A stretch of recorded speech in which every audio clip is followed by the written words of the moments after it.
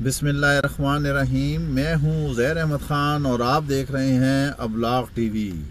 وفاقی دارالحکومت سمیت ملک بھر کا موسم تو ٹھنڈا ہے، بلکہ کئی مقامات پر برف باریاں ہو رہی ہیں، بارشیں ہو رہی ہیں، جل تھل ہوا ہے، بلکہ کئی لوگ اپنی قیمتی زندگی کی بازی بھی ہار گئے ہیں۔ کہیں چھتیں گری ہیں، کہیں سیلاب آ گیا ہے، کہیں پل گرے ہیں، کہیں سڑکیں ٹوٹی ہیں۔ خصوصی طور پر بلوچستان کے تو متعدد علاقوں کا جو ہے زمینی رابطہ منقطع ہو چکا ہے۔ ملکہ کوثر میں بھی برف باری ہو رہی ہے، چترال میں بھی برف باری ہو رہی ہے، شمالی علاقہ جات میں بھی یہی حالات ہیں۔ موسم انتہائی ٹھنڈا ہے، لیکن سیاسی اعتبار سے دیکھا جائے تو یہ موسم بہت گرم ہو رہا ہے۔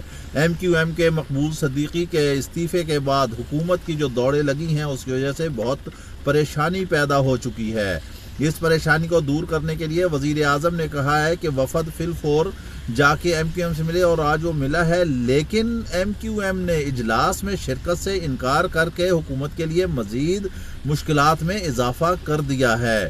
اب حالات ایسے ہیں کہ جیسے اگر ایم کیو ایم حکومت سے نکل جاتی ہے، کیونکہ مقبول صدیقی نے کہہ دیا پریس کانفرنس میں کہ فروغ نسیم تو ایم کیو ایم سے فارغ ہیں، انہیں جیسا وزیر چاہیے تھا وہ حکومت کو مل گیا ہے، اس کا مطلب کہ ان کا اس سے کوئی تعلق نہیں ہے۔ اب ایم کیو ایم کے نکلنے کے بعد حکومت کی نمبر آف گیمز ایک کمی ہوگی، اور ادھر اختر مینگل گروپ جو بلوچستان کی حکومت ہے وہ بھی حکومت سے کچھ ناراض اور نانا لگتی ہے، کیونکہ بلوچستان میں آٹا مہنگا ہو چکا ہے، سہولیات نہیں ہیں۔ وفاق کی حکومت سے اعتراضات ہیں کہ وفاق اس سے تعاون نہیں کر رہا، وہ بھی اجلاس کر رہے ہیں۔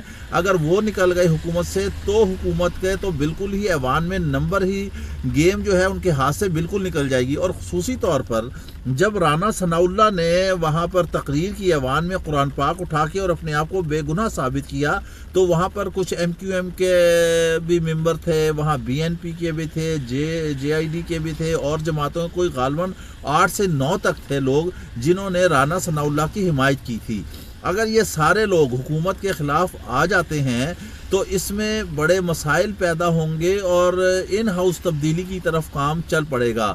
اب ایسے میں عمران خان کو کوئی سخت ڈیسیژن، کوئی ایڈوانس ڈیسیژن لینا ہوگا، اور شاید عمران خان ایک نئے طریقے سے، ایک نئے آئیڈیا سے، ایک نئے بیانیے سے دوبارہ واپس آئیں گے، سامنے آئیں گے، کیونکہ عوام میں جو ہلچل مچی ہوئی ہے اسے اب حکومت کنٹرول کرنے کی کوشش کر رہی ہے۔ عوام بھی تنگ ہے، مہنگائی سے آئے دن مہنگائی ہو رہی ہے، پیٹرول بڑھ رہا ہے، آٹا مہنگا ہو رہا ہے، بجلی مہنگی ہو رہی ہے، گیس مہنگی ہو رہی ہے، آٹا دال چاول کی قیمتوں میں تو خیر ہوش اربا اضافہ ہو چکا ہے، 100 150 200 روپے کلو اضافہ ہو چکا ہے۔ غریب آدمی کے لیے جینا محال ہو چکا ہے۔ آپ دیکھ لیں کراچی میں ایک 35 سالہ نوجوان نے صرف اس لیے خودکشی کر لی کہ اس کے بچوں نے اسے کہا تھا کہ کپڑے گرم لا دو، وہ نہیں لے کے بیچارہ دیش کو، اور وزیر اعظم کے نام خط لکھ کر اس نے اپنی زندگی بازی ہار دی۔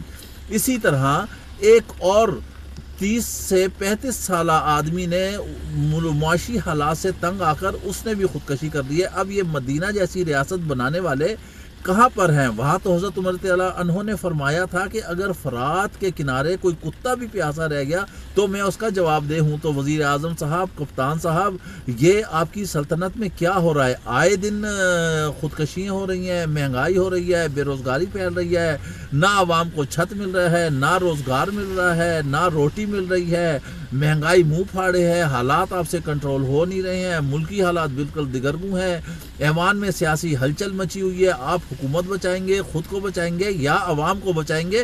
یہ فیصلہ اب آپ نے کرنا ہے۔ دیکھیں آگے کہاں تک معاملات چلتے ہیں۔